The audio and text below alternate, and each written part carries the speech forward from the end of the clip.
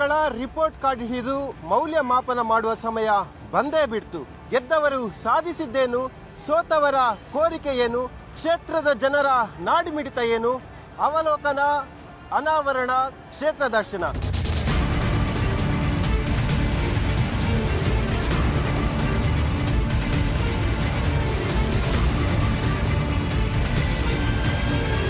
ಇದು ನ್ಯೂಸ್ 18 ಕನ್ನಡದ ಅಸೆಂಬ್ಲಿ ಅಖಾಡದ ಸಂಪೂರ್ಣ ಚಿತ್ರಣ.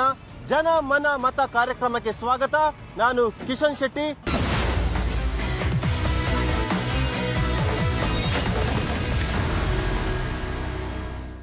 ಒಂದೆಡೆ ವಿಶಾಲವಾದ ಅರಬ್ಬಿ ಸಮುದ್ರ, ಮತ್ತೊಂದು ಕಡೆ ಶರವೇಗದಲ್ಲಿ ಬೆಳೆಯುತ್ತಿರುವಂತಹ ಮಂಗಳೂರು ನಗರ. ಮಂಗಳೂರು ನಗರದ ದಕ್ಷಿಣ ವಿಧಾನಸಭಾ ಕ್ಷೇತ್ರದ ಶಾಸಕ ವೇದವ್ಯಾಸ್ ಕಾಮತ್. ಮೊದಲ ಬಾರಿಗೆ ಶಾಸಕರಾದಂತಹ ವೇದವ್ಯಾಸ್ ಕಾಮತ್ತರ 5 ವರ್ಷಗಳ ರಿಪೋರ್ಟ್ ಕಾರ್ಡ್ ಅನ್ನ ಇವತ್ತು ನಾವು ಜನ ಮನ ಮತ ಕಾರ್ಯಕ್ರಮದಲ್ಲಿ ತೋರಿಸ್ತಾ ಇದ್ದೀವಿ. ಒಂದೆಡೆ ಸ್ಮಾರ್ಟ್ ಸಿಟಿ ಕೆಲಸ ಬರದಿಂದ ಸಾಕ್ತಾ ಇದ್ರೆ, ಮತ್ತೊಂದೆಡೆ ಹಲವು ನ್ಯೂನ್ಯತೆಗಳ, ಹಲವು ಆರೋಪಗಳ ಜವಾಬ್ದಾರಿಯನ್ನು ಕೂಡ ಜನ ಶಾಸಕರ ಮೇಲೆ ಹಾಕಿದ್ದಾರೆ. ಹಾಗಾದ್ರೆ ಇವತ್ತಿನ ಜನ ಮನ ಮತ ಕಾರ್ಯಕ್ರಮದಲ್ಲಿ ದಕ್ಷಿಣ ವಿಧಾನಸಭಾ ಕ್ಷೇತ್ರದ ಹಿನ್ನೋಟ ಮತ್ತು ಮುನ್ನೋಟವನ್ನ ನೋಡ್ಕೊಂಡು ಬರೋಣ ಬನ್ನಿ.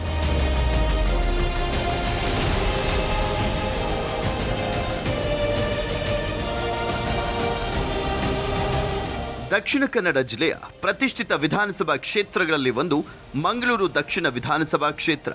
ವೇದವ್ಯಾಸ ಕಾಮತ್ ಮಂಗಳೂರು ದಕ್ಷಿಣ ಕ್ಷೇತ್ರದ ಪ್ರಸ್ತುತ ಶಾಸಕರು.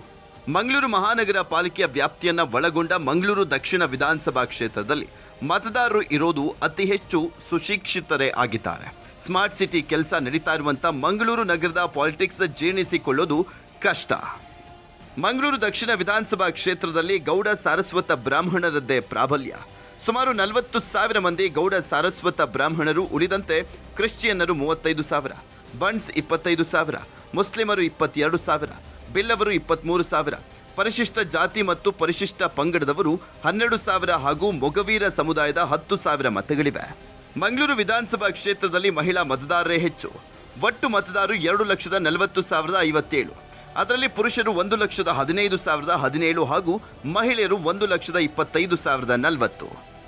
ಮಂಗಳೂರು ದಕ್ಷಿಣದಲ್ಲಿ ವೇದವ್ಯಾಸ ಕಾಮತ್ ಬಿಜೆಪಿ ಶಾಸಕ ಸ್ಥಾನದ ಆಕಾಂಕ್ಷಿ. ಕಾಂಗ್ರೆಸ್ನಿಂದ ಮಾಜಿ ಶಾಸಕ ಜೆಆರ್ ಲೋಬೋ, ವಿಧಾನ ಪರಿಷತ್ ಮಾಜಿ ಮುಖ್ಯ ಸಚೇತಕ ಐವಾನ್ ಡಿಸೋಜಾ ಮತ್ತು ಬಿಲ್ಲವ ಮುಖಂಡ ಪದ್ಮರಾಜ್ ಕುದ್ರೋಳಿ ಟಿಕೆಟ್ ಪೈಪೋಟಿಯಲ್ಲಿದ್ದಾರೆ. ಮಂಗಳೂರು ನಗರದ ಸ್ವಚ್ಛತೆಗೆ ಮೊದಲ ಆದ್ಯತೆ ಸಿಗಬೇಕಾಗಿದೆ. ಜನರಲ್ಲಿ ಸ್ವಚ್ಛತೆಯ ಬಗ್ಗೆ ಜಾಗೃತಿ ಮೂಡಬೇಕಾಗಿದೆ. ರಸ್ತೆಗಳ ಅಗಲೀಕರಣ ಮಾಡಿ ವಾರ್ಡ್ಗಳಿಗೆ ರಸ್ತೆ ಸಂಪರ್ಕ ಆಗಬೇಕಾಗಿದೆ. ಸ್ಮಾರ್ಟ್ ಸಿಟಿ ಯೋಜನೆಯಡಿ ನಗರದ ಸೌಂದರ್ಯೀಕರಣಕ್ಕೆ ಆದ್ಯತೆ ಸಿಕ್ಕಿದೆ. ಮಂಗಳೂರಿನ ಮೀನುಗಾರಿಕಾ ಬಂದರು ವಿಸ್ತರಣೆ ಯೋಜನೆ ಆಗಬೇಕು. ಹಾಗೆ ಮಂಗಳೂರಿನ ಹಂಪನಕಟ್ಟೆಯಲ್ಲಿ ಪಾರ್ಕಿಂಗ್ ಕಟ್ಟಡ ಕಾಮಗಾರಿ ಆಗಬೇಕು. ಮಂಗಳೂರು ಸೆಂಟ್ರಲ್ ಮಾರುಕಟ್ಟೆ ಕಾಮಗಾರಿ ಭಾರಿ ವಿಳಂಬ ಆಗ್ತಾ ಇದೆ. ಅದು ಶೀಘ್ರಗೊಳ್ಳಬೇಕು. ಅಸಮರ್ಪಕ ಚರಂಡಿ ವ್ಯವಸ್ಥೆ ಸುಧಾರಣೆ ಆಗಬೇಕು. ನಗರದಲ್ಲಿ ವಾಹನ ದಟ್ಟಣೆ, ಸರಿಯಾದ ಪಾರ್ಕಿಂಗ್ ವ್ಯವಸ್ಥೆ ಮಾಡಬೇಕು.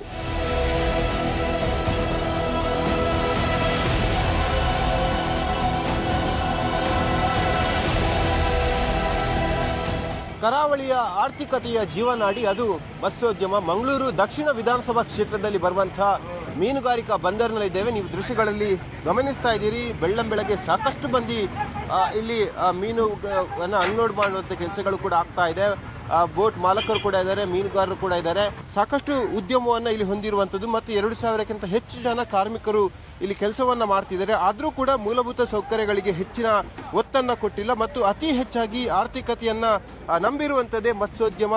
ಹಾಗಾಗಿ ಮೀನುಗಾರಿಕಾ ಬಂದರಿನಲ್ಲಿ ಸಾಕಷ್ಟು ಅವ್ಯವಸ್ಥೆಗಳು ಕೂಡಿದೆ ಎಂಬ ಮಾತುಗಳು ಕೂಡ ಸದ್ಯಕ್ಕೆ ಕೇಳಿ ಬರ್ತಾ ಇರುವಂಥದ್ದು. ನೀವು ಗಮನಿಸಿರೋದು ಮೀನುಗಾರಿಕಾ ಜೆಟ್ಟಿ ಈಗ ಸಂಪೂರ್ಣ ಕುಸಿಯುವಂತಹ ಭೀತಿಯಲ್ಲಿ ಕೂಡ ಇರುವಂಥದ್ದು. ಈ ದೃಶ್ಯಗಳಲ್ಲಿ ಈಗ ಗಮನಿಸ್ತಾ ಇದ್ದೀರಿ. ಸ್ವಲ್ಪ ದಿನ ಕಳೆದ್ರೆ ಇದು ಕಡಲು ಪಾಲಾಗುವಂತಹ ಭೀತಿ ಕೂಡ ಇರುವಂಥದ್ದು. ಯಾಕೆಂದರೆ ಇಷ್ಟು ಸಣ್ಣ ವ್ಯಾಪ್ತಿಯಲ್ಲಿ ಸಾವಿರಾರು ಬೋಟ್ಗಳು ಕೂಡ ಲಂಗರ್ ಆಗುವಂಥ ಅನಿವಾರ್ಯತೆ ಕೂಡ ಇರುವಂಥದ್ದು. ಹೊಸ ಜೆಟ್ಟಿಯನ್ನು ನಿರ್ಮಾಣ ಮಾಡಬೇಕಂತ ಹೇಳಿ ಸಾಕಷ್ಟು ಕಾಲದಿಂದ ಇಲ್ಲಿ ಮೀನುಗಾರರು ಒತ್ತಾಯವನ್ನು ಕೂಡ ಮಾಡ್ತಿದ್ದಾರೆ. ಆದರೆ ಯಾವುದೇ ರೀತಿಯಾಗಿ ಸರ್ಕಾರ ಇದಕ್ಕೆ ಪೂರಕವಾಗಿ ಸ್ಪಂದನೆ ಮಾಡ್ತಾ ಇಲ್ಲ ಎಂಬ ಮಾತುಗಳು ಕೂಡ ಕೇಳಿ ಬಂದಿರುವಂಥದ್ದು. ನಮ್ಮ ಜೊತೆ ಆ ಬೋಟ್ ಮಾಲಕರು ಕೂಡ ಇದ್ದಾರೆ, ಅವ್ರ ಜೊತೆ ಮಾತಾಡ್ತೀನಿ. ಸರ್, ಏನಿದೆ ಇಲ್ಲಿ ಅವ್ಯವಸ್ಥೆ ಮತ್ತು ಎಷ್ಟು ಪ್ರಮಾಣದ ಸರ್ಕಾರದ ಒತ್ತಾಯವನ್ನು ಮಾಡ್ತಾ ಇದ್ರೆ ಇಲ್ಲಿ ನೂತನ ಜೆಟ್ಟಿಗಾಗಿ? ಇವಾಗ ನಮ್ಮ ಈ ವ್ಯವಸ್ಥೆ ನೀವೇ ನೋಡ್ತಿದ್ದೀರಿ, ಎಲ್ಲ ಬಿರುಕೆಲ್ಲ ಬಿದ್ದು ಇದು ಒಂದು 25 ಅಲ್ಲ, ಒಂದು 50 ವರ್ಷ ಮುಂಚಿನದೇ ಡಾಕ್. ಇವಾಗ ನಮ್ಮ ಬೋಟ್ಗಳೆಲ್ಲ ಇವಾಗ ನೋಡಿ ಇಷ್ಟಿಷ್ಟು ದೊಡ್ಡ ಬೋಟ್ಗಳಿಗೆ ಅಲ್ಲಿಂದ ಇಳಿದು ಇಲ್ಲಿ ತನಕ ಯು ಕಾಂಟ್ ಸಿ. ಇವಾಗ ನಾವು ಈ ವ್ಯವಸ್ಥೆಗಳನ್ನು ನೋಡಿಕೊಂಡು ಎಲ್ಲ ಬೋಟ್ಗಳನ್ನ ಅಂಗರ ಹಾಕಿ ಇಟ್ಟಿದ್ಕೊಂಡಿದ್ದೀವಿ. 1400 ಮೇಲೆ ಬೋಟ್ ಇದೆ ಅಲ್ಲಿ. ಇವಾಗ ನಮ್ಮ ಫಿಶರೀಸ್ಗೆ ಇದನ್ನು ಫಸ್ಟ್ ಮತ್ತು ಸೆಕೆಂಡ್ ಸ್ಟೇಜನ್ನು ಕೊಟ್ಟಿದ್ದಾರೆ. ಈಗ ಥರ್ಡ್ ಸ್ಟೇಜ್ ಮಾಡೋಕ್ಕೆ 2009 ನಾವು ಒದ್ದಾಡ್ತಾ ಇದ್ದೀವಿ. ಈಗ ನೋಡ್ತಾ ಇದ್ದೀವಿ ಜೆಟ್ಟಿ ಫುಲ್ ಕುಸಿಯುವ ಹಂತದಲ್ಲಿರುವಂಥದ್ದು. ಮುಂದೆ ಹೀಗಾದ್ರೆ ಏನು ಗತಿ ಅಂತ ಈಗ ಮೀನು ನೋಡಿ ನಾವು ನಮಗೆ ಯಾರದ್ದು ಏನಂತ ಬೇಡ್ಕೊಳ್ಳೋದು. ನಾವು ಗೌರ್ಮೆಂಟ್ ಹತ್ರ ಬೇಡಿ ಸಾಕಾಗ್ಬಿಟ್ಟಿದೆ. ಯಾವ ಗೌರ್ಮೆಂಟ್ ಬಂದರೂ ನಾವು ಬೇಡೋದು ಅಷ್ಟೇ ಕೆಲಸವಿನ. ನೋಡಿ ನಮಗೆ ಬೇಜಾರೇನಂತ ಹೇಳಿದ್ರೆ ಮಂಗಳೂರಲ್ಲಿ ಒಂದು ಡಾಕ್ ಇವಾಗ ಇದು ಕುಸಿದಿಲ್ಲ, ಅಲ್ಲಿ ಕುಸಿದೇ ಹೋಗಿದೆ. ಅಲ್ಲಿ ಬೋಟ್ ಹಿಡಿಯೋಕ್ಕೆ ಆಗ್ತಿಲ್ಲ. ಈ ಕಡೆ ನೋಡಿ, ಈ ಕಡೆ ಕುಸಿದು ಹೋಗಿದೆ. ಅದನ್ನು ಬೋಟ್ ಹಿಡಿಯೋಕೆ ಆಗಲ್ಲ ಅಲ್ಲೆಲ್ಲ. ಬಟ್ ನಾವು ಯಾರ ಹತ್ರ ಹೇಳೋದನ್ನು ಹೇಳಿದ್ದೀವಿ, ಪೇಪರ್ಸ್ ಮುಖಾಂತರ ತಿಳಿಸಿದ್ದೀವಿ, ಡೈರೆಕ್ಟರ್ ಮುಖಾಂತರ ಮೀಟಿಂಗ್ ಮಾಡಿದ್ದೀವಿ. ಆದರೆ ಬೇಜಾರು ಏನಂತ ಹೇಳಿದ್ರೆ ಮಂಗಳೂರಿಗೆ ಖಾಲಿ ₹1 ಕೊಡೋದೆ, ಉಡುಪಿ ಕ್ಷೇತ್ರಕ್ಕೆ 450 ಕೋಟಿ ಕೊಟ್ಟಿದ್ದಾರೆ. ಅಲ್ಲೇ ಒಳ್ಳೆ ವಿಷಯ, ಅಲ್ಲಿ ಅಭಿವೃದ್ಧಿ ಮಾಡೋದು ಒಳ್ಳೆ ವಿಷಯ. ಬಟ್ ಅದು ಏನಾಗಿದೆ, ಮಲ್ಪೆ 6 ಸ್ಟೇಜ್ಗೆ ತನಕ ಆಗಿದೆ. ನಮ್ಮ ಮಂಗಳೂರು ಯಾಕೆ 2 ಸ್ಟೇಜಲ್ಲಿ ಇರೋದು? ಥರ್ಡ್ ಸ್ಟೇಜ್ ಇನ್ನೂ ಕಂಪ್ಲೀಟ್ ಆಗಿಲ್ಲ. ಯಾಕೆ ಆಗಬಾರ್ದು? ನಾವೇನು ಮಂಗಳೂರು ಅವ್ರ ಮನುಷ್ಯರಲ್ವಾ? ಇಲ್ಲಿ ದುಡಿಯೋರಲ್ಲ. ಇದು ಈ ರೀತಿಯ ತಾರತಮ್ಯ ಯಾವತ್ತು ಮಾಡಬಾರ್ದು ಸರ್ಕಾರ. ನಮ್ಮ ಆಸೆ ಏನಂತ ಹೇಳಿದ್ರೆ ಇವಾಗಾದರೂ ಎಚ್ಚೆತ್ತುಕೊಂಡು ಇಮಿಡಿಯೇಟ್ ಆಗಿ ಹೊಸ ಒಂದು ಯೋಜನೆ ಮಾಡಿ ಆ ಥರ್ಡ್ ಸ್ಟೇಜಿಂದ ಹಿಡಿದು 6th ಸ್ಟೇಜ್ಗೆ ಪ್ಲಾನ್ ಮಾಡಿ ನಮ್ಮ ಇಲ್ಲಿ ಮೀನುಗಾರ ಬದುಕಿಸಬೇಕಂತ ನಮ್ಮೊಂದು ವಿನಂತಿ.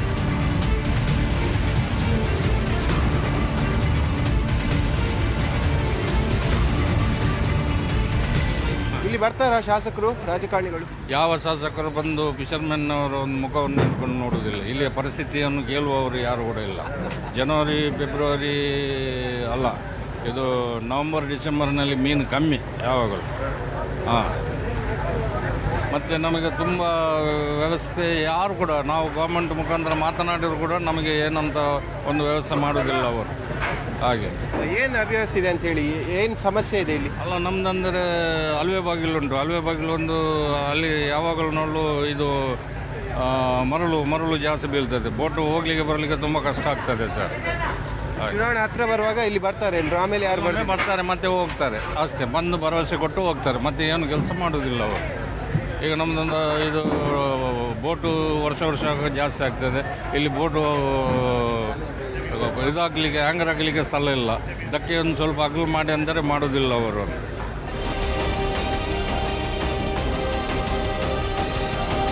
ಈಗ ಸರ್ಕಾರ ನಿಮ್ಮ ಬಗ್ಗೆ ಏನಾದರೂ ಕಾಳಜಿ ವಹಿಸುತ್ತಾ? ನಿಮ್ಮ ಏನಾದರೂ ಬೇಡಿಕೆಗಳು ಈಡೇರಿಸ್ತಾರೆ? ಸರ್ಕಾರದಲ್ಲಿ ಎಂಥದ್ದು ಕೇಳುದು ನಾವು? ಪರಿಹಾರ ಕೇಳಬೇಕು. ಅವರು ಸಹ ಎಷ್ಟಂತ ಕೊಡುದು ನಮಗೆ ಪರಿಹಾರ ಎಲ್ಲ ಕೇಳಿದ್ರೆ. ಚುನಾವಣೆ ಹತ್ರ ಬರ್ತವಾಗ ಇಲ್ಲಿ ಬರ್ತಾರೆ ಶಾಸಕರೆಲ್ಲ, ಏನು ಹೇಳ್ತೀರಿ ಅವಾಗ? ಬರ್ಲಿ, BJP ಬರಬೇಕು ನಮಗೆ. ಮತ್ತೆ ಯಾವುದು ಬರೋದು ಬೇಡ, ಒಂದು ಬರಬೇಕು. ಅದು ಬಂದರೆ, ಮೋದಿ ಬಂದರೆ ನಮಗೆ ಒಳ್ಳೆಯದು. ಎಲ್ಲ BJP ಬರೋದು, ಯಾವುದು ಕಾಂಗ್ರೆಸ್ ಇಲ್ಲವಿಲ್ಲ, ಹೋಗಿದೆ. ಸಿದ್ದರಾಮಯ್ಯ ಹೋದ್ರೆ ಬರ್ತದೆ ಕಾಂಗ್ರೆಸ್. ಏನಿಲ್ಲ, ಎಲ್ಲ ಲೆಂಚ. ಯಾರಿಗೆ ನೋಡಿದರೂ ಲೆಂಚವೇ ಕೇಳೋದು. ಯಾವ ಕೆಲಸ ಆಗಬೇಕಾದರೂ ಲೆಂಚ ಕೇಳಿದ ರೋಡು ಒಳ್ಳೆಯದಾಗ್ತಾ ಇದೆ, ಅದರಲ್ಲಿ ಎರಡು ಮಾತಿಲ್ಲ. ಅದು ಲೆಂಚಲ್ಲಿ ಏನಂತ ನಮಗೆ ಗೊತ್ತಿಲ್ಲ. ಹಳ್ಳಿಗೆಲ್ಲ ರೋಡ್ ಆಗ್ತಾ ಇದೆ, ಅದು ಕಾಂಕ್ರೀಟ್ ರೋಡೇ ಆಗ್ತಾ ಇದೆ. ನಮ್ಮ ಪಂಚಾಯತಿಗೆ ಹೋಗಿ ಪಾಪದವರ ಮನೆ ಕೇಳಿದರೆ ಇಷ್ಟವರೆಗೆ ಒಂದು ಮನೆ ಸಹ ನಮ್ಮ ಪಂಚಾಯತಿ, ತಣ್ಣೀರು ಪಂಚಾಯತಿಯಲ್ಲಿ ಇಷ್ಟವರೆಗೆ ಸಿಗಲಿಲ್ಲ.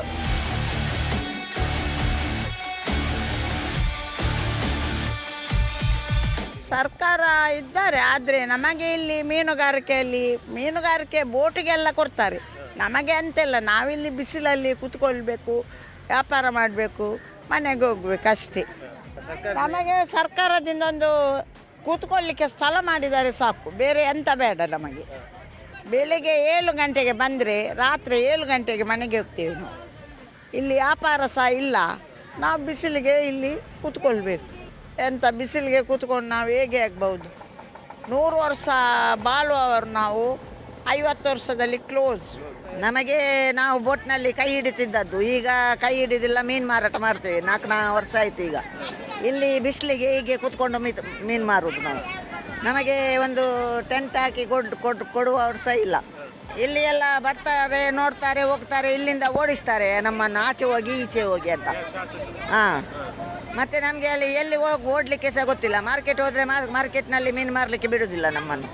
ನಮಗೆ ಹೊಟ್ಟೆ ತುಂಬಬೇಕಾದ್ರೆ ಇಲ್ಲೇ ನಾವು ವ್ಯಾಪಾರ ಮಾಡಬೇಕು. ಮಾರ್ಕೆಟಲ್ಲೆಲ್ಲ ವಯಪುರ ಎಲ್ಲ ಹಾಕಿ ಕೊಟ್ಟಿದ್ದಾರೆ ಅವರು, ಅವರಿಗೆಲ್ಲ ನೆರಳಿನಲ್ಲೆಲ್ಲ ಕೂತ್ಕೊಂಡು ಮಾರ್ತಾರೆ. ನಾವಂದರೆ ಹೊಟ್ಟೆ ಬಾಡಿಗೆ ಇಲ್ಲಿ ನಮಗೆ ಅಲ್ಲಿ ಮಾರ್ಕೆಟಲ್ಲಿ ಬಿಡುವುದಿಲ್ಲಲ್ಲ, ನಾವು ಇಲ್ಲಿ ಬಿಸಿಲಲ್ಲಿ ಕೂತ್ಕೊಂಡು ವ್ಯಾಪಾರ ಮಾಡ್ತೇವೆ. ವೇದವ್ಯಾಸರು ಉತ್ತಮವಾಗಿ ಸ್ಪಂದನೆ ಕೊಡ್ತಾ ಇದ್ದಾರೆ. ಯಾಕೆಂತ ಹೇಳಿದರೆ ನಮಗೆ ಇದ್ದಂಥ ಕೆಲವು ಸ್ಥಳದ ಅಭಾವಗಳಲ್ಲಿ ಒಂದೇನೆಂದರೆ ಧಕ್ಕೆಯಲ್ಲಿ ಬೋಟು ನಿಲ್ಲುವಂಥ ಜಾಗಗಳು, ಅದು ಹೊಸ ಧಕ್ಕೆ ಅಂತ ಹೇಳ್ತೇವೆ. ಇದು ಬಹಳಷ್ಟು ಅದರ ಇದು ನೆನೆಗುದಿಗೆ ಬಿದ್ದಿತ್ತು. ಇನ್ನೂ ಅಲ್ಲಿ ಕೆಲಸ ಆಗಲಿಕ್ಕೆ ಬಾಕಿ ಇದೆ. ಆದರೆ ಅದು ಹಂತ ಹಂತವಾಗಿ ಆಗ್ತಾ ಇರುವ ಹಾಗೆ ನಮಗೆ ಕಾಣ್ತಾ ಇದೆ ಈಗಿನ ಸ್ಥಿತಿಗತಿಯಲ್ಲಿ. ಮತ್ತು ಒಳಗೆ ಬರುವ ಹೊರಗೆ ಹೋಗುವಂಥ ರಸ್ತೆಗಳ ಅಭಿವೃದ್ಧಿ ಅಲ್ಪ ಸ್ವಲ್ಪ ನಡೀತಾ ಇದೆ. ಅದನ್ನು ಇನ್ನೂ ಉಳಿದ ದಿನಗಳಲ್ಲಿ ವೇದವ್ಯಾಸರು ಆ ಕಡೆ ಇನ್ನಷ್ಟು ಒತ್ತು, ಅಂದರೆ ಈ ಸಿಟಿಗೆ ಯಾವ ರೀತಿ ಸ್ಮಾರ್ಟ್ ಸಿಟಿ ಅಂತೇಳಿ ಒತ್ತು ಕೊಟ್ಟು ಗಮನ ಕೊಟ್ಟು ಪೂರ್ಣ ಪ್ರಮಾಣದಲ್ಲಿ ಕೆಲಸ ಮಾಡ್ತಾ ಇದ್ದಾರೆ ಯಾವ ರೀತಿ, ಅದೇ ರೀತಿ ಹೊಸ ಧಕ್ಕೆಯಲ್ಲಿ ಅದು ಭಾಳಷ್ಟು ಸಮಯ ನೆನೆಗುದ್ದಿಗೆ ಬಿದ್ದಿತ್ತು. ಈಗ ಸ್ವಲ್ಪ ಅಭಿವೃದ್ಧಿ ಕಾಣ್ತಾ ಇದೆ. ಅದು ಆದಷ್ಟು ಬೇಗ ಆಗಬೇಕಂತ ನಮ್ಮ ಬೇಡಿಕೆ.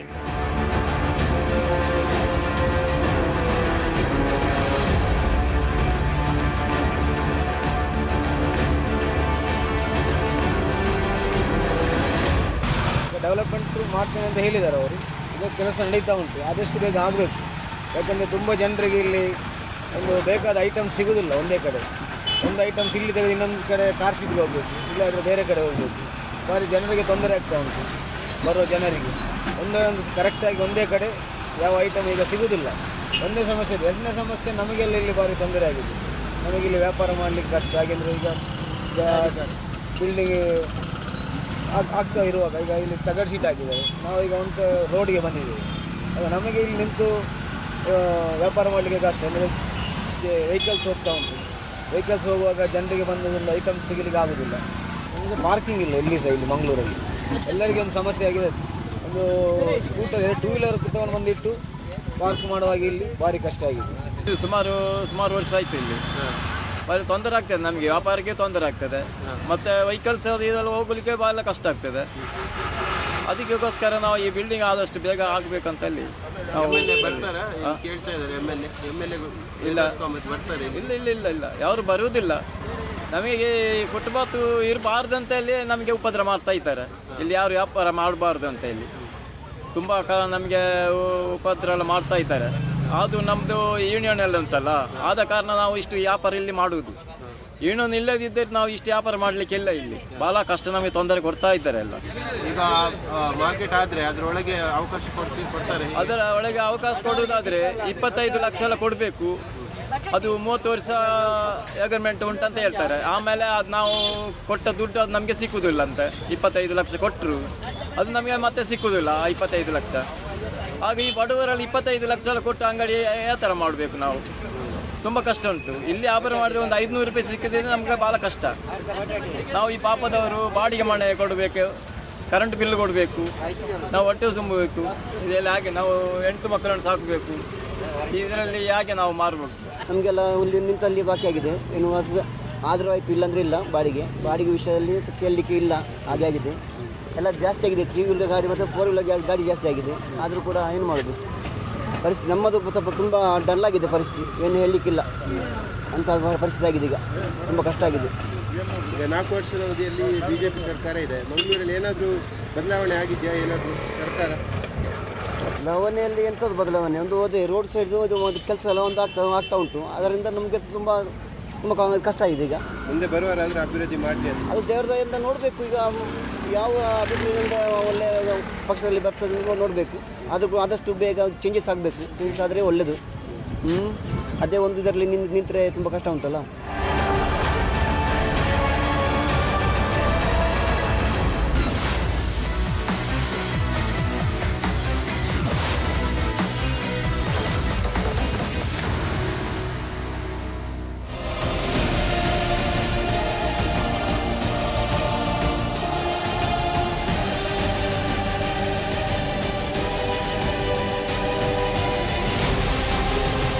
ಸ್ಮಾರ್ಟ್ ಸಿಟಿ ಮತ್ತು ಪಾಲಿಕೆಯಿಂದ ನಡೆಯುವಂಥ ಕಾಮಗಾರಿಗಳು ಅದು ಲೋಪದೋಷಗಳಿಂದ ಕೂಡಿದೆ.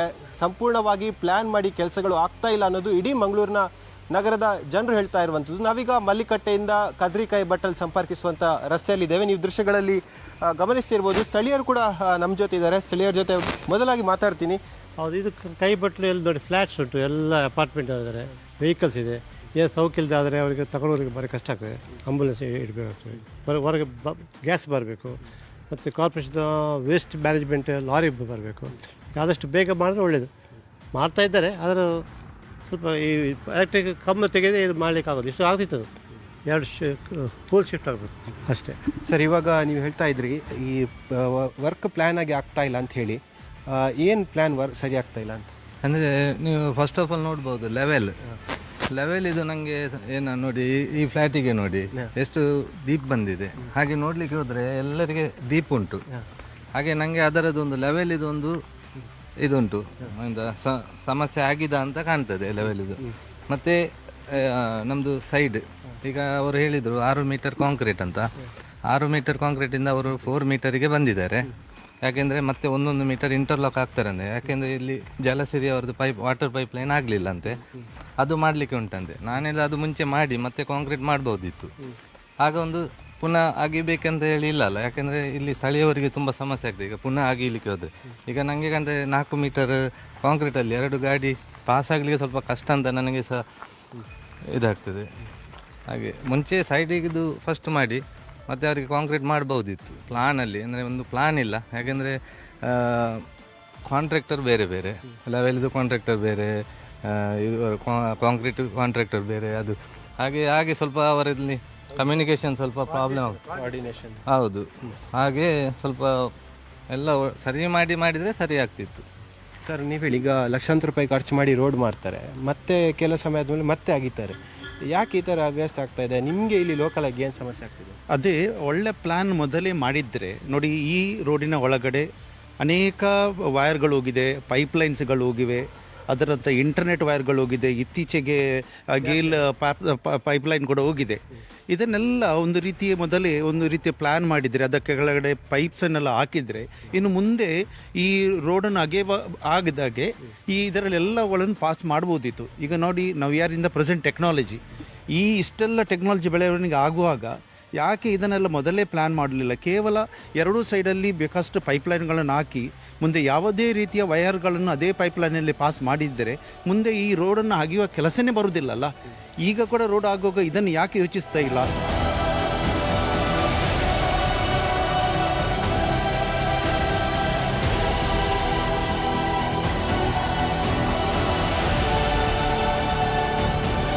ಈ ಭಾಗದಲ್ಲಿ ಏನು ಸ್ಮಾರ್ಟ್ ಸಿಟಿ ಯೋಜನೆ ಏನಾಗ್ತಾ ಇದೆ ಅದು ಕರೆಕ್ಟ್, ಒಂದು ರೀತಿಯಲ್ಲಿ ಒಳ್ಳೆ ಕೆಲಸಗಳನ್ನು ಮಾಡ್ತಾ ಇದೆ. ಅದೇ ರೀತಿ ಪ್ರೀ ಪ್ಲ್ಯಾನ್ಡ್ ಆಗಿ ಆಗ್ತಾ ಇಲ್ಲ. ನಾವು ಏನು ಅಂದರೆ ಅವರು ಕೆಲಸ ಮಾಡಲಿಕ್ಕೆ, ಕನ್ಸ್ಟ್ರಕ್ಷನ್ ಮಾಡಲಿಕ್ಕೆ ಅಂತ ಹೇಳಿ ಹೋಗ್ತಾರೆ, ಆದರೆ ಕೆಲವೊಂದು ಸಂದರ್ಭದಲ್ಲಿ ಅದು ಆಗ್ತಾ ಇಲ್ಲ. ಅಂದರೆ ಪ್ಲಾನಿಂಗ್ ಕರೆಕ್ಟ್ ಆಗಿ ಇಲ್ಲ. ಈಗ ಇತ್ತೀಚಿನ ದಿನಗಳಲ್ಲಿ ಅಂದರೆ 1-2 ದಿನಗಳ ಮುಂಚೆ ನಾವು ನೋಡಿರ್ಬೋದು, ಏನು ಬಲ್ಮಠ ಅಂತ ಹೇಳುವಂಥ ಒಂದು ಪ್ರದೇಶದಲ್ಲಿ ಒಂದು ಏನು ಪ್ಲೇಸಸನ್ನು ಅಗ್ದಿರ್ತಾರೆ, ಆದರೆ ಅದು ಮುಚ್ಚದೇ ಇರೋದ್ರಿಂದಾಗಿ ಅಲ್ಲೊಂದು ಮಹಿಳೆ ಬಿದ್ದು ಗಾಯ ಆಗಿರುವಂಥದ್ದನ್ನು ನಾವು ಕಾಣಬಹುದು. ಸೊ ಯಾವುದೇ ಒಂದು ಕೆಲಸ ಕಾರ್ಯಗಳನ್ನು ಮಾಡುವಾಗ, ಈಗ ಸ್ಮಾರ್ಟ್ ಸಿಟಿ ಅಂತ ಹೇಳುವಾಗ ಸ್ಮಾರ್ಟ್ ಆಗಿ ನಾವು ಪ್ಲಾನ್ ಮಾಡಿ ಅದನ್ನು ಇನಿಷಿಯೇಟಿವನ್ನು ತಗೊಳ್ಬೇಕಾಗ್ತದೆ. ಮತ್ತು ಅದು ಬಿಟ್ಟರೆ ಈ ಒಂದು ಭಾಗದಲ್ಲಿ ಅಂದರೆ ಏನು ಈ ಒಂದು ಸೌತ್ ಏರಿಯಾ ಏನಿದೆ ದಕ್ಷಿಣ ಕನ್ನಡದ್ದು, ಅದು ಒಳ್ಳೆಯ ರೀತಿಯಲ್ಲಿ ಆಗ್ತಾ ಇದೆ, ಕೆಲಸ ಕಾರ್ಯಗಳು ಒಳ್ಳೆಯ ರೀತಿಯಲ್ಲಿ ಆಗ್ತಾ ಇದೆ. ಆದರೆ ಪ್ಲಾನಿಂಗ್ ವಿಷಯದಲ್ಲಿ ಏನೋ ಕೊರತೆ ಇದೆ ಅಂತ ಹೇಳ್ಬೋದು. ಧರ್ಮ ಜಾತಿ ಜನಕ್ಕಿಂತ ಸಹ ನಮ್ಮ ಸ್ಥಾನ ನೋಡಬೇಕು. ಸ್ಥಾನ ಯಾಕೆ ನೋಡ್ಬೇಕಂತ ಹೇಳಿದರೆ, ನಮ್ಮಲ್ಲಿ ಈಗ ಜಾಸ್ತಿ ಇರೋದು ಸಹ ಧರ್ಮ ಸಂಘಟನೆ ಸಂಘಗಳಲ್ಲೇ ಇದೆ. ಅದಕ್ಕಿಂತ ನಾವು ಯಾವುದು ಒಳ್ಳೆಯದಿದೆ ಅದಕ್ಕೆ ಓಟ್ ಹಾಕೋದು ಮುಖ್ಯ. ಧರ್ಮ ಸಂಘಟನೆ ಬೇಕು, ಅದಕ್ಕಿಂತ ಹೆಚ್ಚಾಗಿ ನಮಗೆ ಅನ್ನೋದು ಬುದ್ಧಿವಂತರ, ಈಗ ಎಜುಕೇಟೆಡ್ ಪರ್ಸನ್ ಆಗಿರೋರು, ಅದಕ್ಕೆಲ್ಲಕ್ಕಿಂತ ಜಾಸ್ತಿಯಾಗಿ ಒಂದು ರೇಂಜಿಗೆ ನಮಗೆ ಯಾವ ಸಂಘಟನೆ ಅವರಲ್ಲಿ ಧರ್ಮದಿಂದ ನೋಡೋದಕ್ಕಿಂತ ಯಾರು ಬಂದರೆ ಒಳ್ಳೆಯದು ಅನ್ನಿಸ್ತದೆ ಅವರಿಗೆ ಓಟ್ ಹಾಕೋದು ಒಳ್ಳೆಯದು ಅಂತ ಅನ್ನಿಸ್ತದೆ.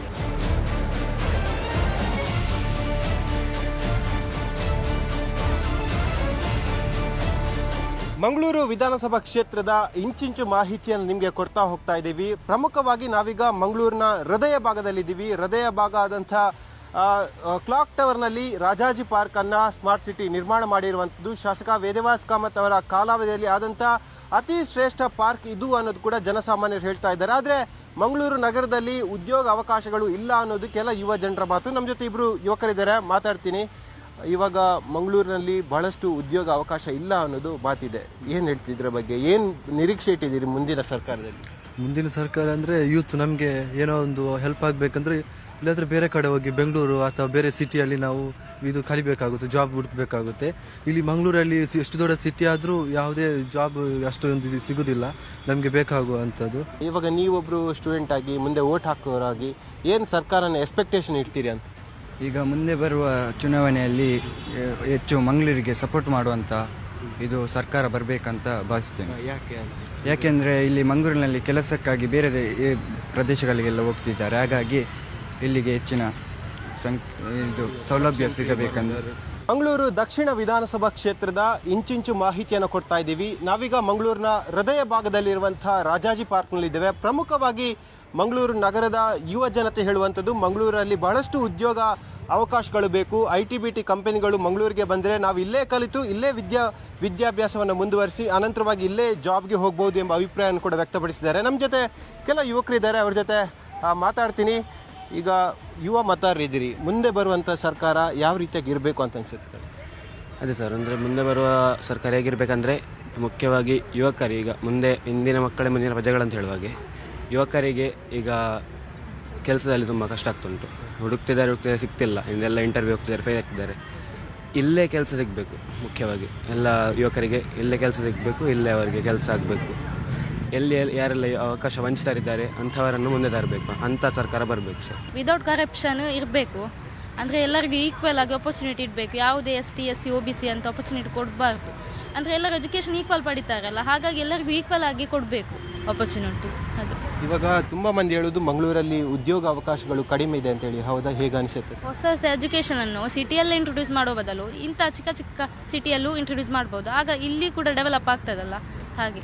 ಸರ್, ಇವಾಗ ಮಂಗಳೂರು ಸಿಟಿ ಬಹಳಷ್ಟು ಡೆವಲಪ್ ಆಗ್ತಾ ಇದೆ, ಏನು ಹೇಳ್ತೀರಿ? ಯಾವ ರೀತಿಯಾಗಿ ಮುಂದೆ ಎಕ್ಸ್ಪೆಕ್ಟೇಷನ್ ಇದೆ ಅಂತೇಳಿ? ಈಗ ನಾನು ಇಲ್ಲಿ ಬಂದು 20 ವರ್ಷ ಆಯಿತು. ನಾನು ಆ್ಯಕ್ಚುಲಿ ಕಾಸರಗೋಡ್ನವ.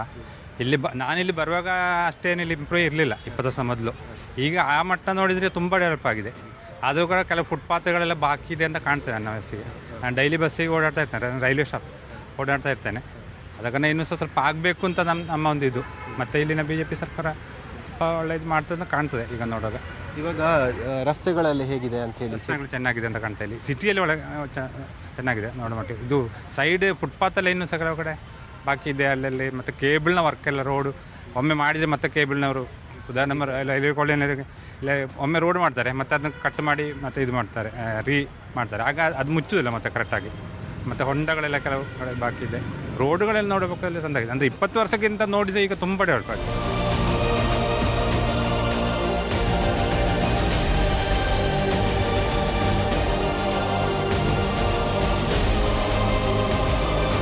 ಮಂಗಳೂರಿನ ರಾಜಕೀಯ ಇತಿಹಾಸವನ್ನು ಗಮನಿಸ್ತಾ ಹೋದರೆ ಈ ಕ್ಷೇತ್ರದಲ್ಲಿ 2ಕ್ಕಿಂತ ಹೆಚ್ಚು ಬಾರಿ ಯಾರಿಗೂ ಕೂಡ ಅಧಿಕಾರವನ್ನು ಮಂಗಳೂರಿನ ಜನ ಕೊಟ್ಟಿಲ್ಲ. ಅಷ್ಟರ ಮಟ್ಟಿಗೆ ಅಧಿಕಾರ ಏರಿಳಿತವನ್ನು ಕಂಡಿರುವಂಥದ್ದು. ಹಾಗಾಗಿ 2023ನೇ ಚುನಾವಣೆಯಲ್ಲಿ ಜನ ಯಾರಿಗೆ ಮಣೆ ಹಾಕ್ತಾರೆ ಎಂಬುದನ್ನು ಕಾದು ನೋಡಬೇಕಾಗಿದೆ. ಯಾಕೆಂದರೆ ಮಂಗಳೂರಲ್ಲಿ ಬಹಳಷ್ಟು ಸವಾಲುಗಳು ಇರುವಂಥದ್ದು. ಮಂಗಳೂರು ಬೆಳೆಯುತ್ತಿರುವಂಥ ಅತಿ ವೇಗವಾಗಿ ಬೆಳೆಯುತ್ತಿರುವಂಥ ನಗರ ಮತ್ತು ಸಾಕಷ್ಟು ಉದ್ಯೋಗ ಅವಕಾಶಗಳನ್ನು ಮಂಗಳೂರಲ್ಲಿ ಕಲ್ಪಿಸಿಕೊಡೋಕ್ಕಾಗತ್ತೆ. ಹಾಗಾಗಿ ಇಲ್ಲಿನ ಶಾಸಕರು ಮತ್ತು ಸರ್ಕಾರ ಈ ಬಗ್ಗೆ ಗಂಭೀರವಾಗಿ ಚಿಂತನೆ ಮಾಡಬೇಕು ಎಂಬ ಆಗ್ರಹವನ್ನು ಕೂಡ ಇಲ್ಲಿನ ನಾಗರಿಕರು ಮಾಡ್ತಾ ಇದ್ದಾರೆ. ಒಟ್ಟಿನಲ್ಲಿ 2023ನೇ ಮಂಗಳೂರು ದಕ್ಷಿಣ ಕ್ಷೇತ್ರದ ಕದನ ಏನಿದೆ ಅದು ಬಹಳಷ್ಟು ಕುತೂಹಲವನ್ನು ಕೇಳಿಸಿರುವಂಥದ್ದು. ಈ ಬಾರಿ ಜನ ಯಾರಿಗೆ ಮಣೆ ಹಾಕ್ತಾರೆ, ಯಾರಿಗೆ ಮತ್ತೆ ಮತ ಹಾಕಿ ತಮ್ಮ ಅಭ್ಯರ್ಥಿಯನ್ನ ವಿಧಾನಸಭೆ ಕಳಿಸ್ತಾರೆ ಎಂಬುದನ್ನು ಕಾದು ನೋಡಬೇಕಾಗಿದೆ. ಇದು ನ್ಯೂಸ್ 18ನ ಇವತ್ತಿನ ಜನ ಮನ ಮತ ಕಾರ್ಯಕ್ರಮ. ಮುಂದಿನ ಬಾರಿ ಮತ್ತೊಂದು ವಿಧಾನಸಭಾ ಕ್ಷೇತ್ರದೊಂದಿಗೆ ನಿಮ್ಮ ಮುಂದೆ ಬರ್ತೀನಿ. ಅಲ್ಲಿ ತನಕ ನ್ಯೂಸ್ 18 ಕನ್ನಡ ನೋಡ್ತಾ ಇರಿ. ಜಾಲ ನಮ್ಮದು, ಬಲ ನಿಮ್ಮದು.